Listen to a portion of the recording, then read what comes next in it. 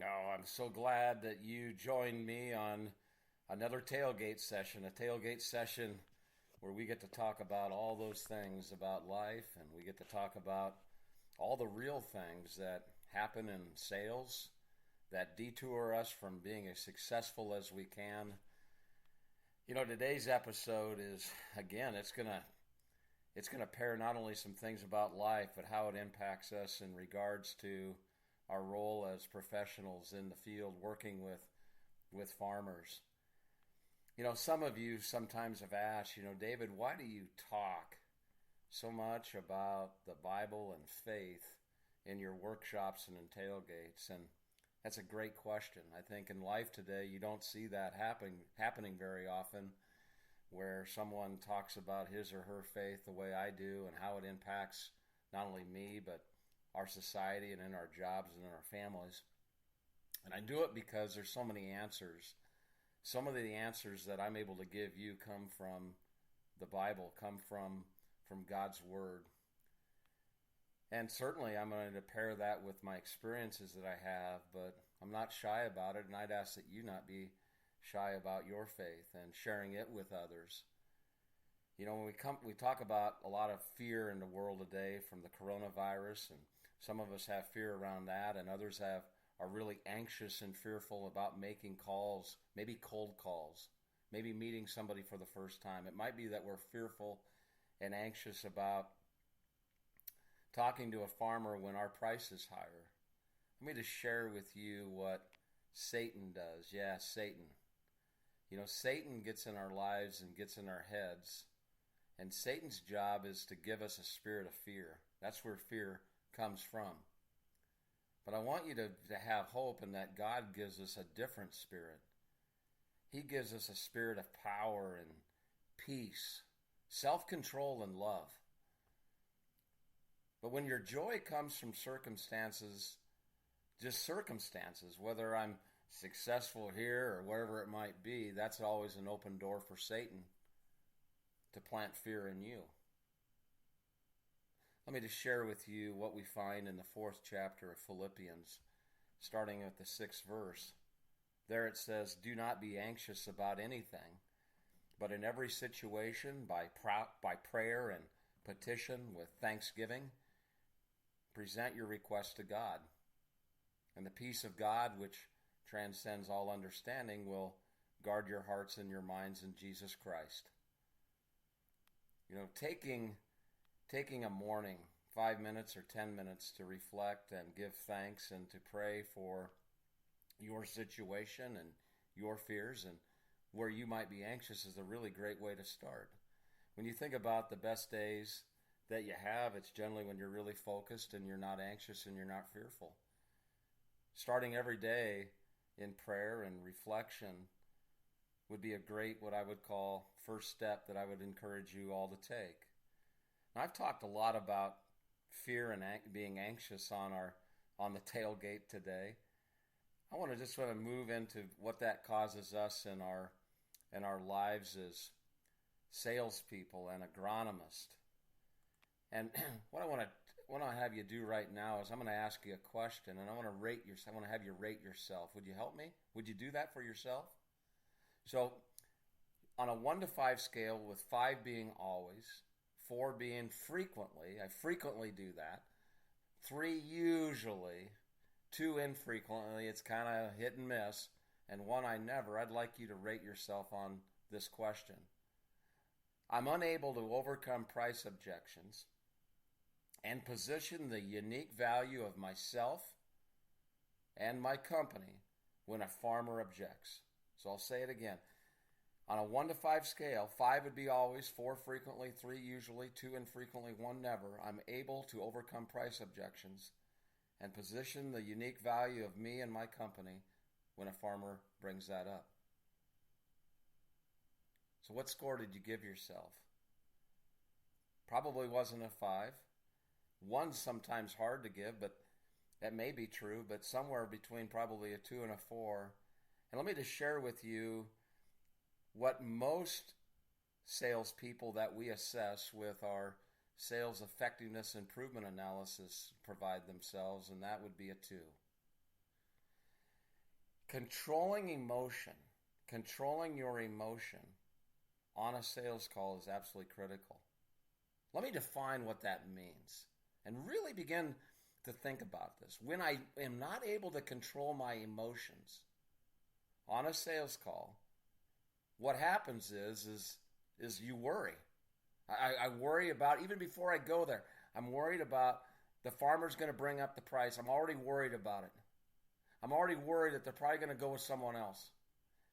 And because of that, when anything, the farmer brings up anything small, I begin to strategize and I begin to panic.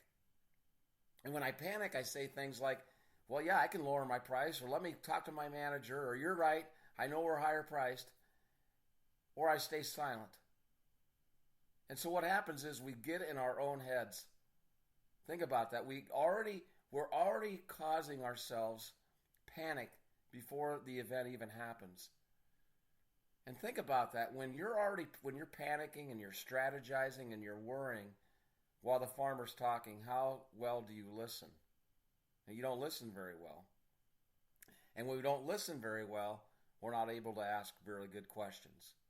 So today what I want to do is I want to take the first step in having you give yourself a little bit higher score. It might be we move it up a decimal point.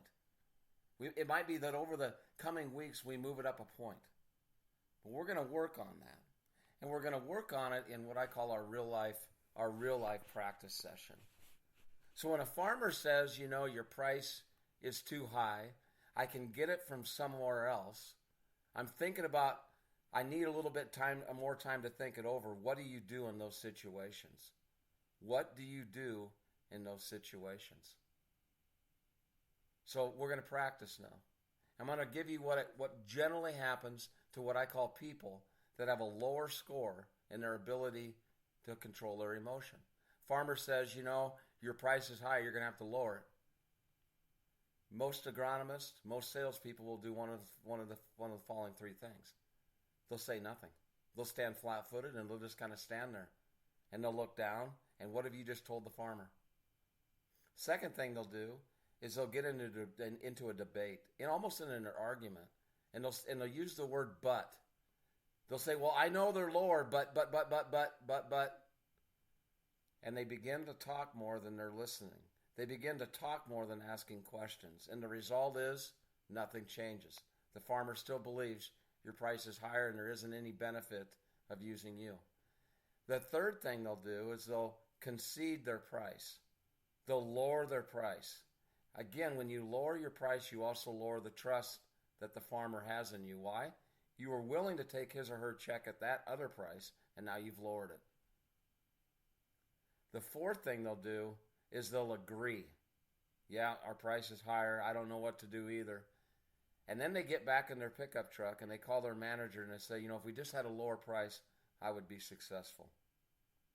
Now, I know you don't want to do any of those things, so I'm going to give you a few techniques, a few questions that I want you to really listen to and play this section over and over and over because it's going to be very, very helpful to you.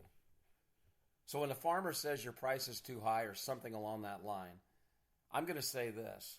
I'm going to look them right in the eye. I'm going to be very humble. It's going to come from my heart. But I'm going to say, I'm not surprised.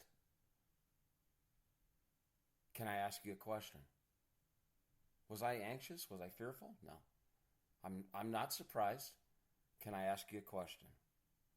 Now, the order of these next questions can go up and down the ladder. I can use the one at the first one I'm going to give you. I might use it towards the end, or the one I'm going to give you towards the end of our podcast. I'll give it at the start.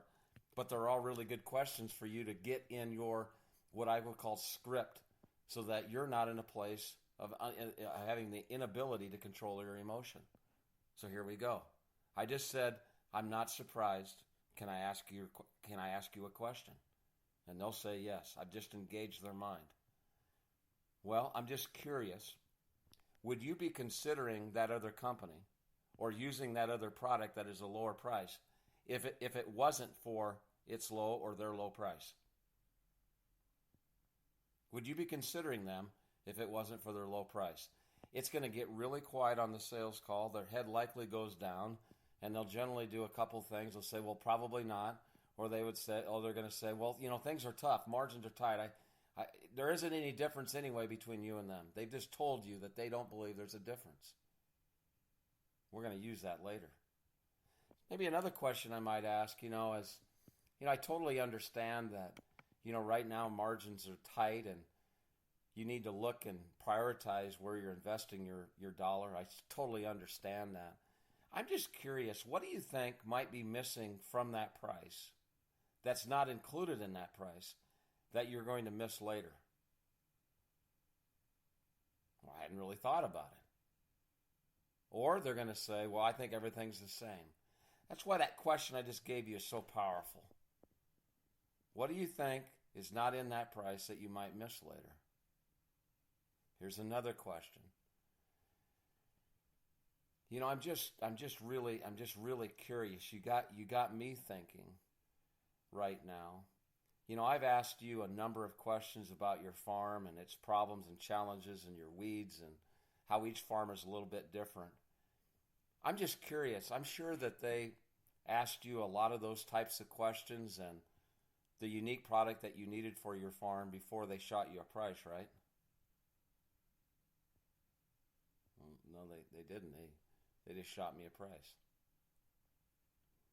Have you ever worked with someone, Mr. or Mrs. Farmer, where you felt like they were just selling you something? Well, yeah. How did that feel and what did they do?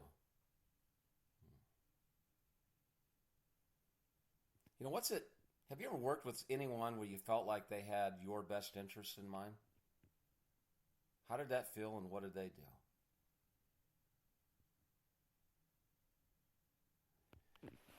If the price was the same, let's just say our price was the same as the other party or the other product or competitor, what would you do then?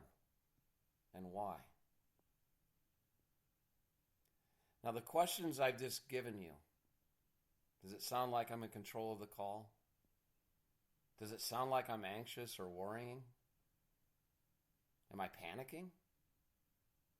Am I getting in my own way?